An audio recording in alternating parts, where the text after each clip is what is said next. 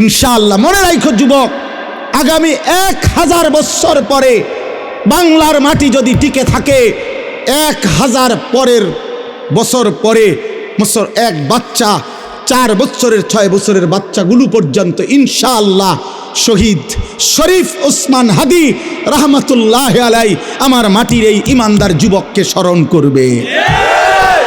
পৃথিবী তারে আর কোনোদিন ভুলবে না।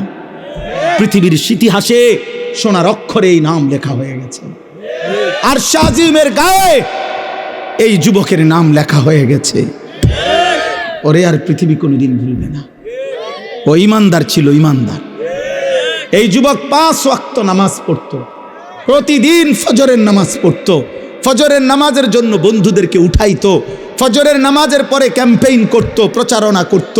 ফজরের মুসল্লি ছিল, আল্লাহর কোরআনের হাফেজ কোরআন ছিল, তার বাবা আলেম ছিলেন, সে নিজে মাদ্রাসায় পড়ছে, তার স্ত্রী পর্দানশীল, তার মা পর্দানশীল, কলিজা ভরা তার ঈমান ছিল, কলিজা ভরা তার মধ্যে দেশপ্রেম ছিল।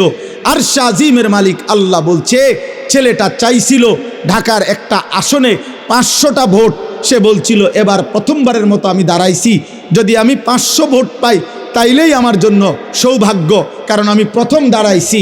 কিন্তু আর শাহজিমের মালিক আল্লাহ বলে, যুবক আমি তোর ফজরের সেজদা গ্রহণ করলাম, আমি তোর ঈমান গ্রহণ করলাম, আমি তোর কোরআনের তেলাওয়াত গ্রহণ করলাম, দেশপ্রেমও গ্রহণ করলাম। 500 ভোট না, 18 কোটি মানুষের ভোট, চোখের পানি, সমর্থন, ভালোবাসা, কলিজার রক্ত, খুন তোর জন্য দিয়ে দিলাম। যা। কত যুবক, এই যুবক তার জন্য কত হাফেজ, আলেম, মুফতি, মুহাদ্দিস, পীর, আউলিয়া, বুজুর্গ, দিনদার, নেককার, বুড়া, জওয়ান, বাচ্চা, নারী, পুরুষ, ছোট বড়, সব কাঁদছে, সব কাঁদছে। আমি পরশুদিন তার কবর জিয়ারত করছি। তখন আমি যতক্ষণ ছিলাম তার কবরের জিয়ারত করতে গিয়ে 2 পাশে দেখছি শত শত মানুষ কবর জিয়ারত করে, প্রতিটা মানুষ দেখছি কাঁদতে আছে।